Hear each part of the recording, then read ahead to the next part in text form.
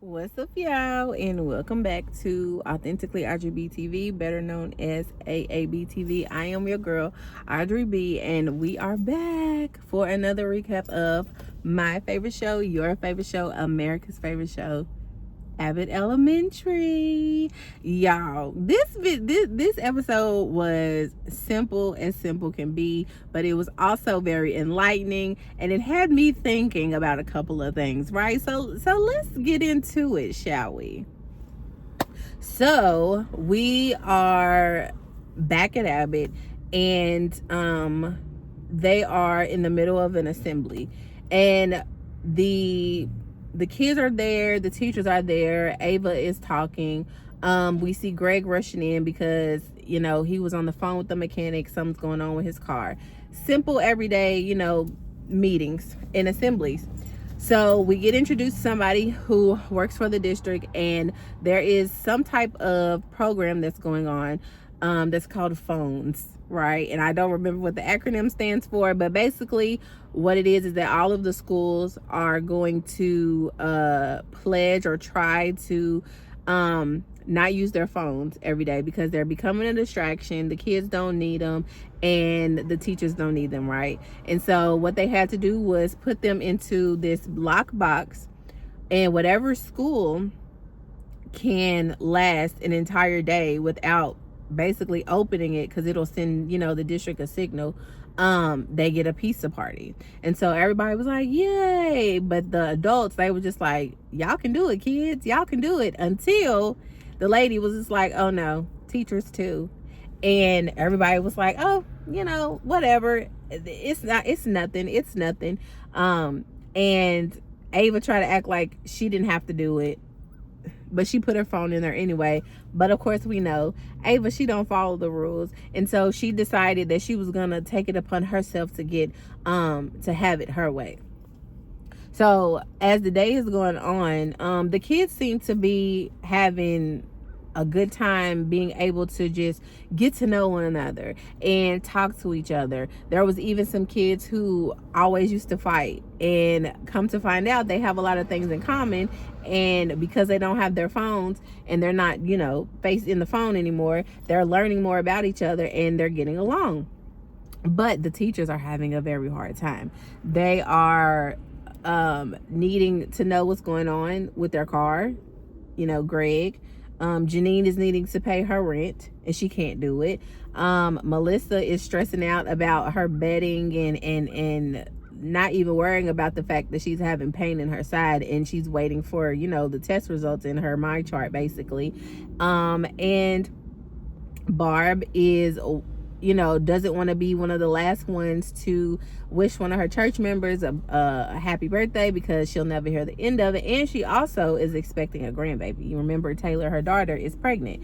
And then Jacob, something's going on, and Jacob's always down for the cause, and so he is deciding that he's gonna be like the butt of the jokes, and everybody's gonna be looking for his input on whatever's going on out in the world, and he can't get a hold of it, so they're stressing, right? And I got to thinking, can I be without my phone for an entire day?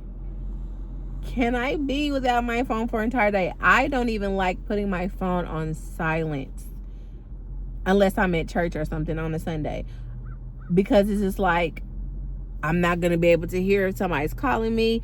Those of you who can put your phone on do not disturb and keep it on do not disturb, especially when you're asleep at night, or keep your phone on just like where it doesn't even vibrate, drives me insane. You guys are psycho. I don't know how you do it, because what if it's an emergency? Oh my gosh. Could you last without your phone? Let me know, because I would have been the same way, because we use our phones for so much. And that is basically what this entire episode was about. Like I said, Janine was trying to pay her rent on time so she won't get the late fees, but then you need your phone so that you can access the rental portal. You need your phone so that you can use GPS, because she tried to go do the check but she didn't know how to get somewhere, and she done grew up in Philly her entire life. So I'm like, she's definitely like me. Grew up here in Kentucky my entire life, and I still can't get around the city. that I was born and raised in without GPS most of the time. Greg couldn't get the updates about his car to figure out what's going on, to let him know, like, do you want me to go ahead and do this, or do you want to wait on that? So, no telling what the cost is going to be. Barb is can't know if she's having, her grandchild yet. They could be trying to contact her and call her. Melissa, she's going frantic because she's trying to figure out how to get into the betting site so she can make sure she's doing what she need to do for that. And Ava is seeming to be okay, but little does everybody know she had a burner phone. Whole time can't find a charger, so now she can't use it. And Daya, the secretary, was on her. Like, every time she said something smart, she wrote that stuff down. And do y'all think it's so funny now that every time somebody does something, have you noticed that Ava mocks everybody? Like she does that. It is so funny to me. It is so funny to me. So even Barb, besides the fact that she is trying to figure out if she's going to be a grandma yet, she's trying to get into her lesson plan. And that got me to thinking too, because for work, if you work for the district that I work for, you would have to either get a phone call or a text message to your phone so that you can access something on your computer, or, you know what I'm saying? So it's just like, I really cannot believe how much we depend on these cellular devices every single day. From the time, because they had to give up their smartwatches too, from the time to from scheduling, from having to access certain things. Like, it is insane. And the younger teachers, so Greg, Janine, and Jacob, were having the hardest time. So there was one scene where they was like huddled up at the end of the hallway over here, and then the older teachers were on the other end of the hallway, and they were both talking amongst themselves about how much it's stressing them out that they can't do the things they need to do because they don't have their phones, and what they could do about it. But to each other, they were pretending as if, oh, everything was just peachy. Same thing with Ava. Like I said, she was walking around her just, oh, it's fine, it's nothing, no sweat to her. Even when they try to like confront her and be like, aren't you gonna miss texting O'Shawn? And she's like, oh, he texted me first and I'm good. Whole time, I'm sure she had something else going on, just didn't know what it was until the end of the episode. So then there are other things that go on throughout the episode, like Mr. Johnson. He was saying that he was okay that he didn't have his phone. He had made a whole list, and because he put it in his phone, he couldn't do his work because the phone was locked away. And like I said, they were starting to crumble. The kids were just like, chill out, like, what's going on? But they were just going on and on and on and on and on about it. And so they decided that they were going to just say forget it, because it's just a pizza party anyway. They were going to say forget it and go and break into the box, get their phones, and call it a day without anybody knowing. But we all know that wouldn't have worked. So Mr. Johnson's chilling in the library, and then here come the teachers, and they're all like surprised, I guess you could say, because they weren't expecting the other teachers to come in there. So they were like, what are you coming in here for? And then they're like, nothing. What are you coming in here for? So you see Jacob with the paperclip all undone, like he's about to break into the box. So Ava comes in, and everybody again is acting like everything's peachy until they sees a light in her pants. And Greg is like, wait a minute, I know that from somewhere. Like, you just completed a ring on your fitness thing or whatever, like how it does on an iPhone or whatever kind of phone you have. And it showed up through her pants, and they lifted it up, and sure enough, Ava had a smartwatch wrapped around her ankle. And she gonna try to say that she was basically on house arrest, and they was like, absolutely not. Like, this whole time you've been having a device, and you told us that you were good. And so they started to just explain and state why they just couldn't take it anymore, and the things that they needed to do, and how they can't do it because it's crazy that they depend on their phone for so much, and they just didn't care no more because they needed it right then and there. And so Ava was just like, ugh. And so she was like, okay. So she told Daya to walk down the hallway and go get the key to unlock the box. And Daya was like against it at first, but then they convinced her to do it. And she ended up about to walk out of the library, and then they got stopped by Courtney, one of the older students, and she was like, oh no, oh absolutely not, what are y'all doing? And they was going back and forth from there. So while they're in there arguing back and forth about opening the box or not with Courtney, they're trying to convince her of why they should go ahead and just forfeit the challenge and all this other stuff. And she's like, no, just because y'all ain't organized and y'all don't get y'all business stuff intact don't mean that you're gonna ruin it for all of us, because we're good. And I was surprised, because here in Kentucky, and I'm pretty sure there's a lot of other states and districts too, but they have started this initiative this year where they are cracking down on phones. So a lot of the kids in elementary school, middle school, high school, not a lot of them, all of them cannot have their phones, to where even some schools have students put their phones into pouches. And I remember back in our day, our phones couldn't be seen. Like, they needed to be on silent, but they couldn't be seen. And that's kind of basically what it is now. But now they're like taking them and not giving them back, or they have to put them in a pouch, and it's like magnetic, to where they end up having to wait till they get out of school, and then the magnets will work to where they can open them. And this is supposed to help them to focus more, help them to stop getting online, being distracted, and all of that, which is well and good. But for me, I don't think that's the answer, which I don't think that would be the answer for Abbott either, because it ended up not working at the end of the day. Like, they pretty much convinced or made a deal with Courtney, because she ain't just gonna bow down and be like, okay. Like, she negotiated a deal with them to where they're gonna have a pizza day, and they're gonna have movies, and they're not gonna have to do any work, and all because the teachers weren't responsible and couldn't handle it. And so they shook on it and they agreed. And so they opened the box, and they get to the assembly at the end of the day, and come to find out, none of the schools could do it. But Abbott was the one that was able to last the longest. And so they ended up being told by the lady from the district that they won the pizza party, and everybody was like, yay. And the teachers was like, yay, finally, it's all over.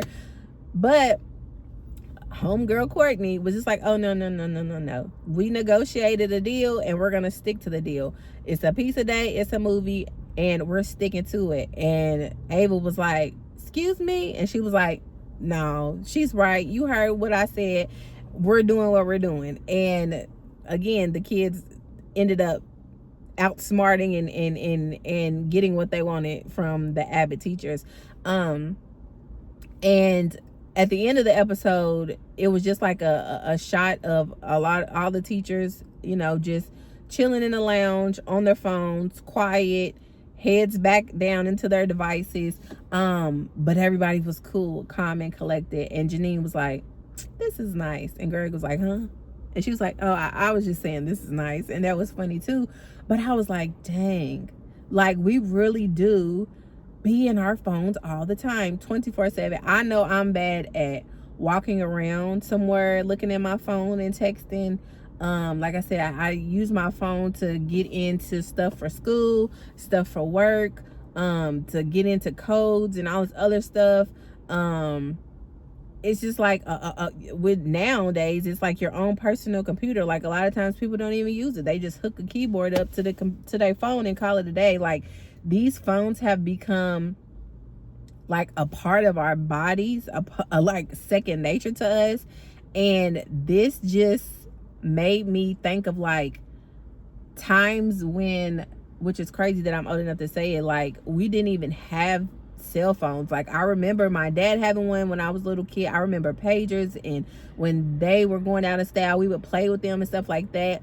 But to where I remember when texting had just got big, and had the cost, and texting with the minutes, and then it changed to like monthly plans, like all of that stuff, and how much technology and time has changed to where like nobody can live without a phone. Like, nobody has a landline for real. Like, nobody has a phone. Like even Greg was trying to use a landline. He was trying to figure out how he was going to get in contact with the mechanic, and he was like, oh, guess I gotta use a landline. And like talking about paying rent with Janine, what did people do before phones and rental portals? And they was like, oh, they wrote checks.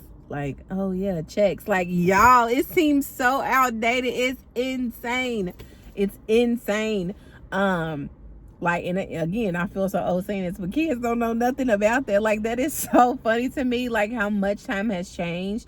But it's like, I'm still grateful for that stuff, because it helped me to like have a different perspective and like still know how to do those type of things. Like I remember we used to be taught how to do that in school. Like it's crazy. Like writing emails, how to type, how to address a letter. Like so many people don't be like, I don't need to do that anymore. Like a computer can do that for me. Like what? So in the end, y'all, Abbott won the challenge. They lasted the longest, and when they got their phones back, everybody had notifications that they missed, but the most important one to me was that Barb's daughter went into labor, and she's going to be a grandma. And so she was extra happy about it, because that meant that whenever the lady she didn't get along with at her church celebrated her birthday, she always has to think about Barb, because now her grandchild is born on the same day. And so she was like, take that. She was like, that'll show her. So they was always in competition, you know, a little jealousy or whatever. But yeah, so, and Jacob, you know, was having a meltdown because he missed, like I said, the news, and people were thinking that he wasn't down for the cause and he couldn't handle it. What else happened?